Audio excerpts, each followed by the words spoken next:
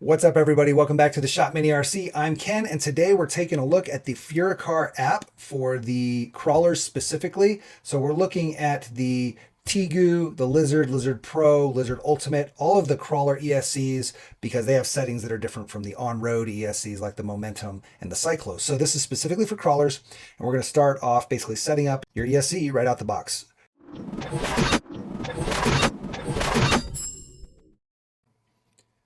Now, the first thing you're going to want to make sure is that your app is up to date. 100% be sure that your FuriCar app is up to date.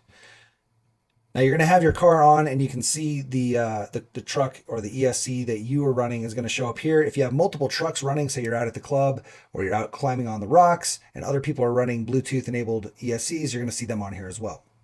So choose your car and it'll bring you up here. You can go into your settings with using this cog over here. You can also make sure you're connected. It shows device info by clicking on the truck. We've got our name. I'll show you how to set that. Your device kind, the hardware, the firmware, and disconnect. So over here in settings is important. The first thing you're going to want to do when you get your new ESC is check the firmware. So you're going to come in here and you're going to see what version the firmware is, what version the hardware is, and you can check this drop down to see if there's a more recent firmware. If there is, you'll be able to select it. You can also see all the updates they've done for the different ESCs that you have, and you can click update firmware. That takes about a minute or two.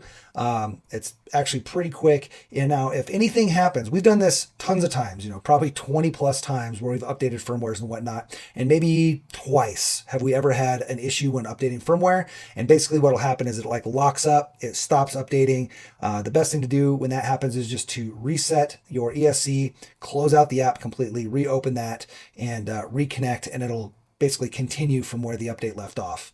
It'll be in what's called boot mode. Your truck won't work or anything like that. So just reset everything, make sure you have the app open, and go to update your firmware, and you should be good. A lot of times it'll just, the second time I did it, I think, this is a long time ago, but it just picked back up where it left off as soon as I opened up the app, or as soon as it connected to the truck. So if you have something like that happen, it's as simple as that. It's very, very rare though. The next thing you can do is you can change your password. That's what you would want to do if you're worried about other people accessing your trucks. Say somebody else is out there with you, they can open up their app, they can access your truck. So you can put your own password, that way that doesn't happen. The car type, you've got crawler and monster truck. A lot of guys use these ESCs for the monster trucks as well. I'm not sure if this actually changes any settings in there, but it may give you different options or have presets. Basically, monster trucks, you want freewheeling and very little drag brake, whereas in crawlers, you don't want any freewheeling and you want maximum drag brake, essentially. You've got your different motor type, the Komodo, Micro Komodo, Godzilla Inrunner, and the regular Inrunner. If you're running the Mini Komodo, which is newer, it's not in this list yet, I'd probably put it on Komodo because they're the most similar. You can also have auto sleep. This is going to auto shut down the ESC if it's inactive for that many minutes. You also have the temperature. You can display it in Celsius or Fahrenheit. Then you can change your Bluetooth name. You've got max 8 characters. I wish they'd increase that, but it's not a huge deal. And then you can reset your Bluetooth and reset your factory. Now, the first thing you're going to want to do when you get your new ESC or new transmitter is you're going to want to calibrate your transmitter. And you're going to go into throttle and you're going to calibrate right here. It's going to ask if you want to start. You say yes. You're going to hear some beeps and then you're going to set 0 speed. What that means is setting your throttle right here. You can see it kind of showing on there. Yours may say -1, 2, 3, +1, 2, 3. That's because the ESC doesn't know how to sense your transmitter. And depending on the quality of your transmitter, the lower end ones could be pretty off. So make sure you're set to 0 here. You're going to say okay. It'll beep, and it's going to ask you for max. You're going to go ahead and set your max to 100. You're going to pull it all the way up. Yours might end up only being like 98 or 95. That's fine. You basically just want to make sure you're pulled all the way back, and then this will reset that to 100. You're going to hear some more beeps. You're going to do the same for brake. Now your truck is fully calibrated. You're going to say save, and everything should be 0, 100, and -100 now that you're nice and calibrated. Okay. Like I said, some transmitters, depending on the quality or how they come from the factory, don't have an exact 0, so this will help set that. Now, if you do this wrong, you could end up with your truck basically just going. As soon as you hit OK that you're done, your truck will just go because it thinks that you set throttle at 0 or something like that. Something weird went down when you set it up, and it's probably user error, to be honest. But all you have to do is just make sure your truck's upside down. Don't do this when you're on the ground and your truck could take off. Just unplug everything or hit calibrate again immediately, and you can try to set it up again. Now, if something else happens and you basically the app stops or crashes in the middle of the beeps when you hear the beeping, basically just turn your truck off, close your app completely, reopen the app, turn your truck back on, reconnect, and go back into Calibrate. Just try it all over again, and it should work. We've only ever had that happen like once or twice, where the app crashed or our phone battery died or something like that weird. Just go ahead and restart everything, and you're good to go. Neutral forward is basically the dead zone of your throttle. So if you look here, we're going to barely give ourselves some throttle, and you should see the motor start to turn right there. We're at like 17. If we increase this to super wide, you'll see that we have to give it a lot more throttle before the motor engages, and that's like right around 37. So neutral forward is the dead zone of your throttle. Now we're racers. We like everything to be super precise and touchy. So we want this to be we want the throttle to engage as soon as possible on the trigger. But this is also helps depending on the type of transmitter you have. The higher end transmitters, you can go more narrow. Lower end transmitters, they have a little kind of slop in the electronics, and you may want to set it higher. All right, so while we're in this screen, let's go ahead and talk about a couple other things. We're going to talk about punch. Punch is essentially the amount of juice that it's going to get and how quickly it gets it. Okay, if we increase our punch, you're going to see a lot bigger jump.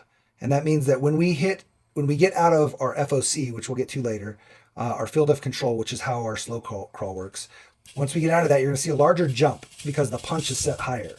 Okay, so to get the smoothest throttle, we've found putting the punch all the way down to 0 will get you the smoothest transition from slow crawl into your high speed wheel speed. Neutral brake is basically how quickly or how aggressive the brake is when you let off the throttle and it goes back to 0. So basically how fast is the truck going to slow down once you've let off the throttle. That is not drag brake. Drag brake is different, and we'll get there. But neutral brake is mostly going to be used for monster trucks or race cars, things going fast where you're actually using a brake. If you feel like when you let off the throttle, it kind of stops way too fast, you can try turning your neutral brake down. We like to turn it down. We don't want it to naturally brake too heavy when we go back to 0. So we turn that all the way down. And you can see when we let off the throttle, it still kind of stops fairly quickly. That's just the nature of kind of the crawler motors. But you can mess with that a little bit. But essentially, again, it's more meant for fast trucks, monster trucks, stuff like that. Low speed, it's basically the minimum speed that the ESC will allow your truck to move at. So if we increase our low speed to 100%, you'll notice the motor is very, very slow. And the more throttle we give it, it's still slow. So it's like it gives you very fine control at that low speed. You can see we're all the way at 80% throttle, and we're still barely moving. And then at the very end, we jump out of FOC into our wheel speed, and that's around like 92% of our throttle here. So low speed just basically gives you a lot more range of that low end FOC control. That's very slow. Again, this is for like serious crawling. You can crank up your low speed. Just know that you're gonna have a huge jump when you finally break out of FOC. And yeah, if you don't like it, you want it to be smooth the whole way, turn your low speed as far down as possible, and basically you'll have a little bit of FOC, and then it kind of breaks over into your faster wheel speed. Okay, it's like we're breaking over. Let's see, right about there. You can kind of see it jump. Again, that jump is when it comes out of FOC into high end, and we're doing that right around 30%, 34%. All right, so let's go ahead and start at the beginning here. We'll go ahead and go back to telemetry and talk about what the telemetry is. Telemetry is basically all the data of your rig as it's running, right? So you can see your throttle curve and for throttle, and then for reverse, we just have a linear reverse, and then we have kind of a curved throttle on this one. You can also see your RPM and your throttle percentage. That's basically how much throttle on your remote you're giving it, 30%, 50%, how much RPM you have, and then where you are. You should be right at 50%, and how much power it's going to get. It's going to get 25% of the power at 50% of throttle, essentially. And then as you move up, that's basically 80% throttle, and we're going to be getting about 60% of our actual power. This is just how we have that set up.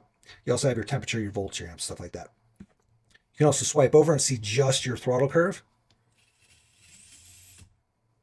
And then you can see here your live data. You can see our RPM versus our throttle. and it's pretty cool just to see the live data on that. All right, the next menu is going to be running.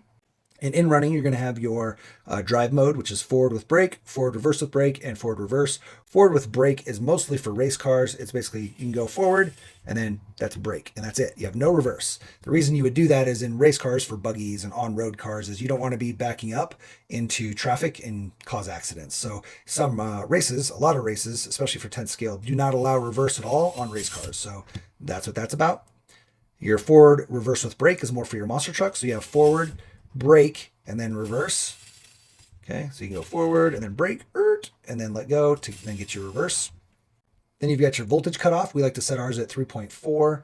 Now this is per cell, so it's going to cut off if any of the cells go below that voltage. You don't want your LiPo cells to go below like 3.1, 3.2. If you get into the 3s or lower, you're going to actually cause permanent damage to your battery or that cell. And remember, when you give it full throttle and you're like bumping it real hard, it's going to pull more voltage. So your voltage could sag down below your voltage cutoff, or down below the voltage that you think it should be at, and you could end up causing damage to your battery. So we set our voltage at 3.4, and then it ends up cutting off a little bit early, but it saves our batteries. We have a lot better life. Your voltage outputs for the servo, this is your BEC. Now this is going to depend on the type of ESC you have. Some only have the 5 volt, some will have 6.5, and some you can go all the way up to 8.4. Now be aware, if you change this voltage setting, it's going to be putting more power to your servo. So you've got to make sure your servo is able to handle that voltage. And if it can, if you're using a high-end servo and you run 8.4, you're going to see a huge difference in the power and strength of that servo and the speed. So be sure to know what your max capability of your servo is as far as voltage is concerned, and you can set that there.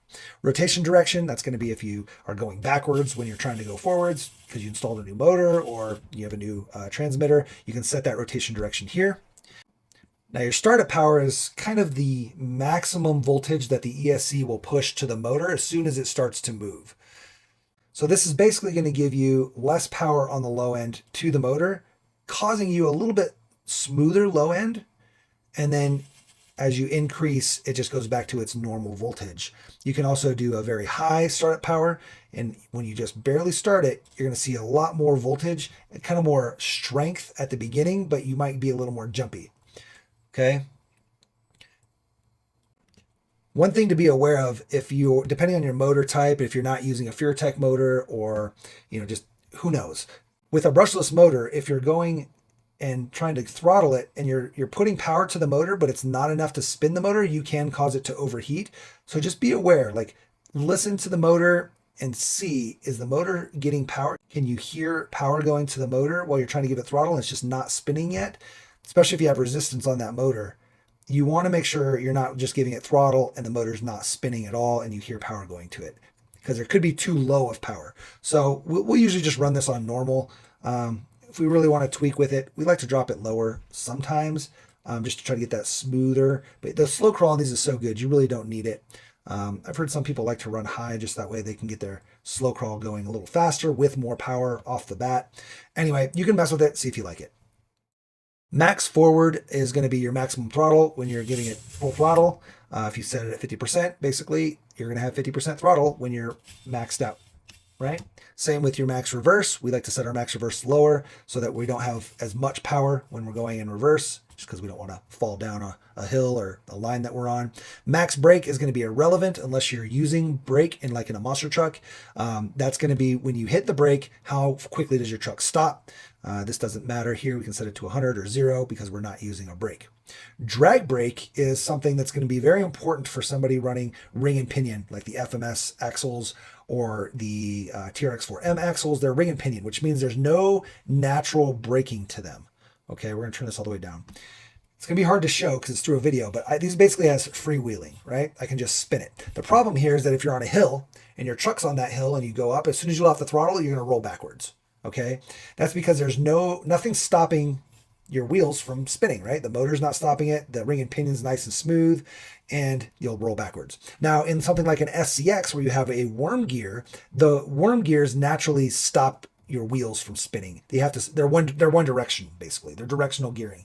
So you can't really spin your worm gears from the wheel side. You have to spin them from the drive shaft side. So if you try to spin them, they're not going to go.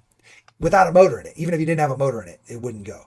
So when you're on a hill, it just stops. It doesn't roll backward. One of the reasons SCX is so good at crawling, it's got a lot more torque, and that drag brake is a natural drag brake. But if you're running these kind of axles, which are also great for crawling, you get a lot more wheel speed, but you have to have a drag brake. If you don't have a drag brake, you'll just roll backwards. So you can see here, I can just spin this. As I increase my drag brake, it's going to get harder and harder for me to spin it. Now it's at 100, and I have to actually give it a lot to spin it backwards. So that's going to hold you on an incline. So for a crawler, you want your drag brake set to 100. On a monster truck, you probably don't want any drag brake because you're going to be using your actual brake to stop. Okay, power FOC. This is field of control. This is what makes these ESCs better than most of the others out there, right? There's field of control is that low end, real slow right there, like all of that. And basically what it's going to do is as your truck comes up to an obstacle, when you're running a super slow crawl, you come up to an obstacle and it's going to try to maintain the same RPM on your tires, even though it has resistance. It's a really cool feature that makes the slow crawl on these just insane, right? Now, the problem is there's a transition from FOC, that real good slow crawl, to some high-end wheel speed. And you'll see it, right? That's that jump. When you go from low to high, there's a jump there. And that's basically it coming out of FOC into wheel speed. So you can adjust how much FOC you have here. And that's basically how long will it stay in that field of control mode before it jumps into the higher speeds.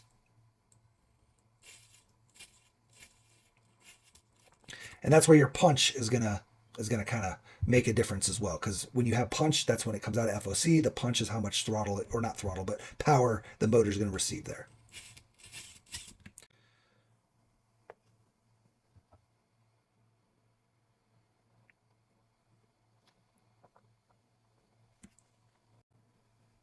All right, we'll go ahead and go into our throttle curve now. And this is where you set that curve that we showed you in the telemetry. You can hit reset and it'll just keep you linear. Generally speaking, I like to just keep it as linear as possible. And if I am going to do anything, I just kind of make it a little bit more control on the low end, usually. I don't know why this one was set up originally the way it was. Maybe I was messing with it or showing somebody something. But you can do a little bit of a curve. This is called like exponential ramp. You can also set this stuff on your remote if you have a good remote. Your transmitter will usually show that. So another thing you can mess with is try to figure out where your FOC kicks out of FOC into your wheel speed, and try to give yourself a good curve and then adjust down so that you have less of a jump out of FOC into wheel speed. Because I know that's the biggest complaint a lot of people have, is that kind of jump or the cogging that happens between FOC and then your big wheel speed, right? So like right there, we got really good low crawl, but then you hit a point where it starts to kind of cog like that. See, it's kind of cogging. And then you jump into fast with no cogging. So there's like a weird thing that happens, and it has to do with FOC. So it's like you can't really have both worlds without having that kind of transition between those two worlds. So a lot of people try to tune that out as much as you can, and this is a good way to do that as well. You also can set your reverse curve. We just leave that linear. Or you can do this where you do set same data for reverse, and you can have it the same on both. Okay. That's pretty much all the settings that you've got here, guys. It's pretty straightforward. If you've got any questions, make sure you put it down in the comments below. If you have any insight onto how to best tune the truck for crawling or for monster trucks, also put that down in the comments below. I'll pin anything that we may have missed or things that are very important that somebody may point out so that you can see those. Yeah, but use the comments to educate and learn. And hopefully this gave you some good insight. There's a lot of cool stuff in this app. We'll probably do another video on the road car stuff. So if you're interested in the road car stuff for the Cyclos or the Momentum, you get different settings. You have a bunch of like timing and boost. You have a whole different menu. So we'll probably look at that at some point as well. So make sure you like, subscribe, share, hit that notification bell so you know when that video goes up. Yeah, hope you all had an awesome learning experience here. And why don't you put down in the comments below FuriCar rules. Because honestly, guys, this is one of the best tuning apps for an ESC out there. A lot of the guys are still pretty far behind when it comes to setting your settings in your app. Some of them have like a push button thing, or you got to do it through beeps on the ESC itself, or you don't get live data and live updates. So a lot of the apps that do have, or a lot of the ESCs that do have an app, you have to change all your settings and then save, and it like writes to the ESC, and it sits there and sits there and sits there, and then you got to restart the ESC and load it back up. The FuriCar and Furitek system is hands down, at least in my opinion, the best setup for live adjustments and ease of use when it comes to changing your settings. And it's only going to get better. They improve every update. It gets better and better and better. And I just love the app. I love how quick it is, how easy it is, how everything is instantaneous. You change your setting and it's happening live. So as you're out there crawling, you can adjust stuff on the fly. You don't have to shut it off and restart it or save your settings or anything like that. It's pretty awesome. Okay, guys, this has gone long enough. I was trying to make this nice and quick, but make sure you share this to anybody that has questions about setting up their truck with the Furitek app. Hopefully this answered all of them. All right, guys, get out there, use your Furitek app, play with the settings, get familiar with how they work to maximize your crawl, build something awesome, smash them, crash them, and bash them, but don't break the expensive parts.